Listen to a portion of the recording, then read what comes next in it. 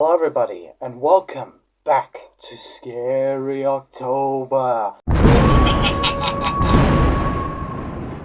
On today's episode of Scary October, we are talking about Scream 2. Now, I just recently watched this movie, and I gotta say, for a sequel to an iconic slasher film, it sort of lives up to it. The beginning of the film has a nice, great little idea, where everyone is going to go watch Stab. Everyone is dressed as Ghostface, the glow-in-the-dark one. For example, this guy. They would be dressed up in glow-in-the-dark, well, I don't know if it was glow-in-the-dark, but it was green, so I'm assuming it was glow-in-the-dark. Now, the first kill happens in the bathroom. There's some people dressed as Ghostface. At the urinal, dude goes in there and gets stabbed in the cheek right here. It was a good way to start off the movie.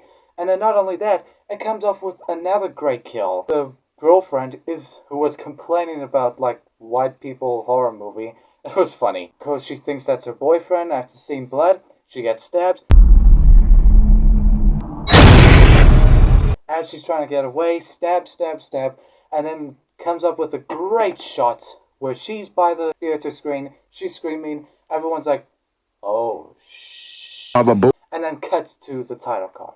I love it when movies have a good idea, because that's a good idea. The killer is in the place filled with people dressed as him. There's not any other good ideas you could do with that besides that. Now we had Sidney Prescott back in this. We had Dewey. We had Gale Weathers, author of the Woodsboro murders. We had Randy come back. It's starting again, Randy. This has nothing to do with us. Spoiler alert, sadly he does get killed off in this. Technically an off-screen kill because he gets dragged into the news van. I will not reveal who the killer is, but I did figure out who the first killer is, though. That was easy to figure out the moment I saw them. And then the second one, this one was a surprise because I didn't expect that one, honestly. The actress who plays Sidney Prescott does a good role in her job again. Same goes for Dewey, who for some reason looks like Goose from Top Gun. Speaking of Top Gun, they make a reference to that so much in this movie. Not that I'm complaining, I just found it funny. Hello, Sidney.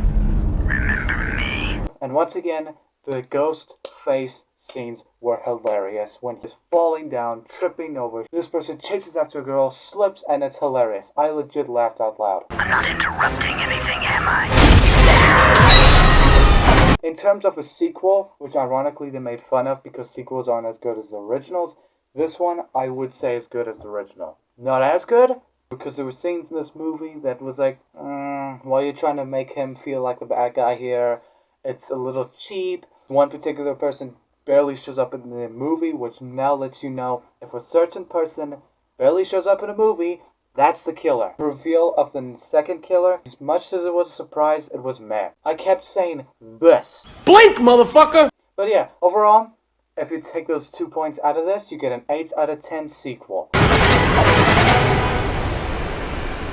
Scream 2 is a good film and you should put it as part of your binge watch this Halloween season. I've been Tyler Prime, this has been Scary October, and I'll see you guys in the next spooky video. Blink, motherfucker!